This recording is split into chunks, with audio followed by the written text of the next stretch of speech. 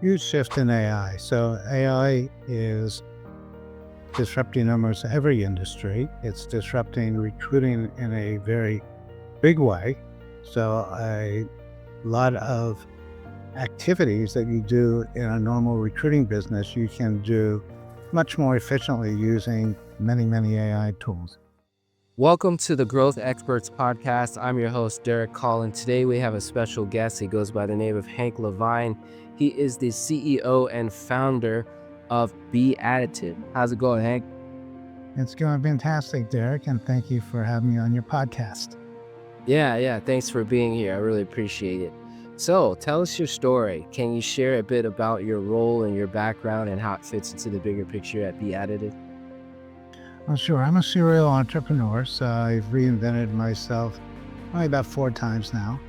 If you go back to my really early history, my first job, believe it or not, was working with a bunch of PhD physicists doing fusion energy research. Then I was a very early person that was involved in home automation, worked for a bunch of venture capital-backed software companies. And for the last 20 years or so, I've been involved in recruiting, but primarily growing some pretty large organizations who had operations in India and the Philippines. Oh, wow. Okay. So you have quite the background. Well, what prompted you to kind of get into this space coming from, such a high-end background? Well, my last company before this, it was a pretty substantial company. We had about 950 recruiters. We were working in about 30 countries with about 120 different clients. But what we didn't do was anything having to do with software development. And I saw some incredible growth stories in the software area, particularly in building marketplaces. And I was aware that the real growth in staffing seemed to be around AI, particularly hiring senior AI talent. So one of the things that we're doing at Be-Additive is we have a subsidiary, Be-Additive Tech, which is a software company. And Be-Additive Tech is building a AI talent marketplace. And the problem we're solving is that funded AI startups have an incredibly difficult time hiring senior AI talent. There's just a huge shortage, right? The demand far outpaces the supply, and the salaries that are being paid are mind-boggling. And so the thing that's really amazing is these funded startups, they have a lot of pressure from the venture capitalists to build, get your product out, but they can't hire people. And even when they're willing to pay the huge salaries, a lot of these very talented people want to work in big tech, right? They want to work at OpenAI or Google or Microsoft and so forth. However, we have subsidiaries in India and Philippines, and we're very familiar with the talent in those countries as well as in Latin America. And there are many very highly skilled senior AI experts in those countries who would love to work for an American and European country or company. So what we do in our AI talent marketplace is we work with these funded AI startups. They post their jobs, and we match them up with experts in what they're looking for, but they are in lower labor cost markets where they can hire people at 1/3 to half the cost of what they would pay in the US or Europe. And the talent loves this because they get a 30% pay bump. But what they really want is the global exposure, right? To work for an American or European company, really build profile. Awesome. Yeah. So they're looking for that exposure. They want to get, more ground and traction and build that on their resume through a long track record of working for companies in the U.S. primarily. US and Europe. We have quite a few clients in Europe too. Awesome. So what's the day in the life of founders such as yourself? What's your day-to-day look like? My day to day is, I would say, my activities are very diverse. So uh, we are building the AI talent marketplace now. So I certainly give a lot of input into design, into the strategy. We have three other subsidiaries in Be-Additive Corporation. So I also help out in with each of those subsidiaries. So I keep very busy. Okay. Yeah, it sounds like your the typical day in the life of a founder for sure. So, what major shifts are you currently seeing in the industry right now? Well, of course, there's the huge shift in AI. So AI is disrupting almost every industry. It's disrupting recruiting in a very big way. So a lot of activities that you do in a normal recruiting business, you can do much more efficiently using many, many AI tools. And I think a recruiter today can produce probably 3 times as much work as one could produce 5 or 10 years ago. And that's just because a lot of the more repetitive tasks can be done through AI. But AI is also just reshaping all the companies for which we recruit. And as a recruiting company, we don't create markets, we follow where the business is. And with the industry, recruiting's been in a recession for like 3 years. And it has to do with many economic conditions. Certainly AI is one of them, but a lot of entry-level jobs that were the bread and butters for a lot of staffing firms, particularly IT staffing firms, those jobs are getting replaced now by AI. And so, you need to find areas there. And again, the area that has the most growth there are the senior AI positions. But to recruit for them, you need very experienced recruiters. Yeah. So that I had one really big advantage in starting Be-Additive. As I told you, my last company, we had about 950 recruiters who we treated everybody great. I would say about everyone in my old company wanted to work in the new company. And so when we hire recruiters or account managers, really any position recruiting, uh, we have our pick of talent that we know that we worked with. We have about 30 people in our company, but everyone in our company I've probably worked with for at least 10 years. Oh wow, nice. So you guys have history together. That's good. Yeah, so that lets us go really fast. And look, every company makes hiring mistakes because it's rude people. But since I've worked with these people for so long, we don't make hiring mistakes, at least at this point. Yeah. So, how has AI impacted your business or your growth strategy?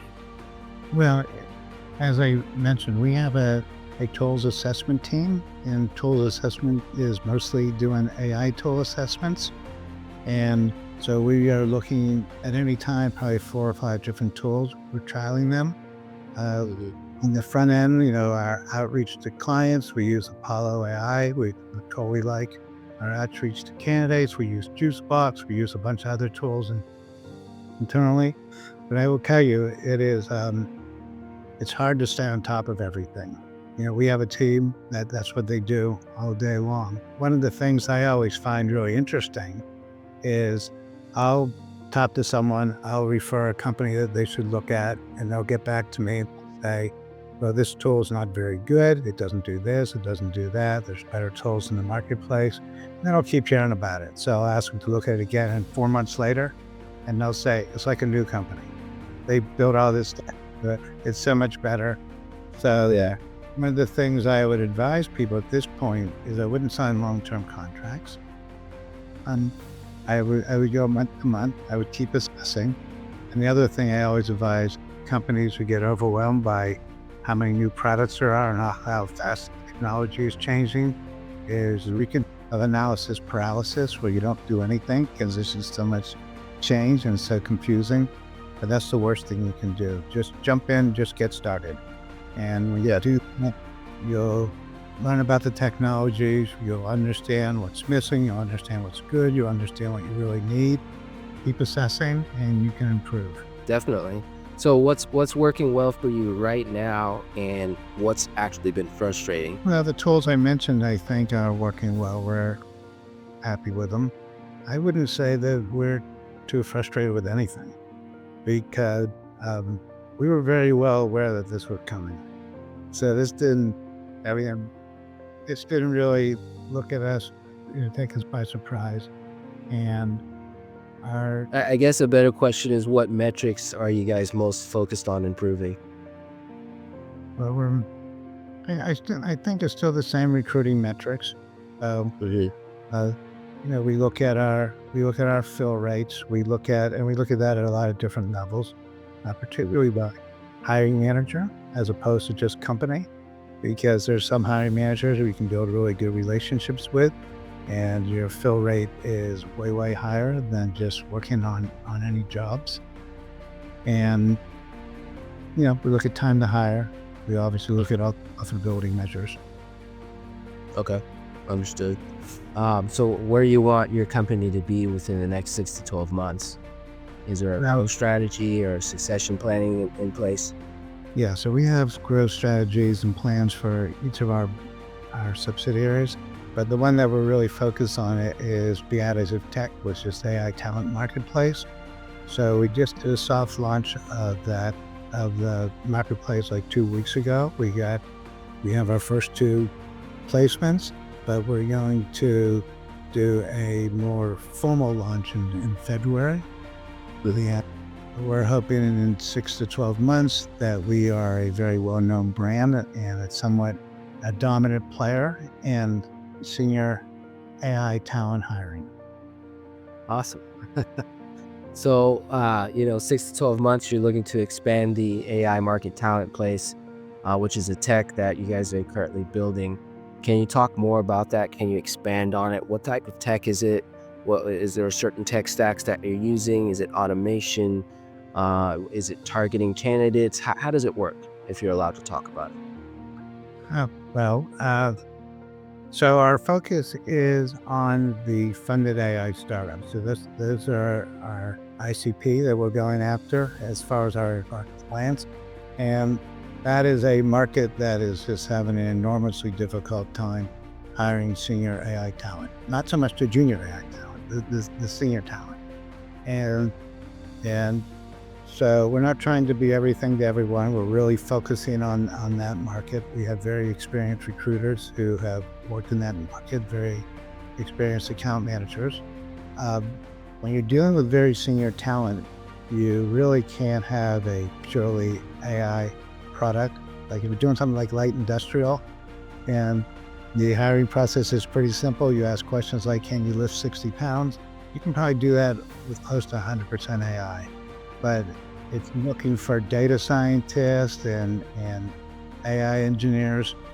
You really need somebody who can talk to them. So we have a very white glove approach. We give a lot of support, but we do use a lot of tools for outreach and qualifying uh, clients. When we uh, get the clients, we are building a very good talent pool of candidates in India, Philippines, and Latin America. And every client that is in our marketplace is pre-vetted, which means that they pass tests, which are done through it.